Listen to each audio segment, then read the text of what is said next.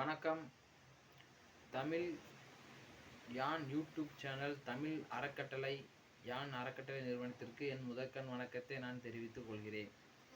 அதாவது நம் பாரதத்தின் தந்தை திருவள்ளுவர் விஞ்ஞானி திருக்குறள் 391 கற்றது கைமண் அளவு கல்லாதது உலக அளவு என்று எடுத்துரைத்துள்ளார். அந்த குறளில் நாம் கற்றது என்பது கையளவுதான், கல்லாதது உலகளவு என்று தெரிவித்துள்ளார். அதாவது நம் அறிவு என்பது கடல் போன்றது, நம்முடைய கற்றல் என்பது அதில் சிறு துளி போன்றது. கற்றவனின் வாழ்க்கை என்றென்றும் எப்பொழுதும் கற்றுக்கொண்டே இருந்தால் அது நிச்சயம் வெற்றியாகத்தான் இருக்கும், வெற்றிக்கான படிக்கட்டாகத்தான் இருக்கும்.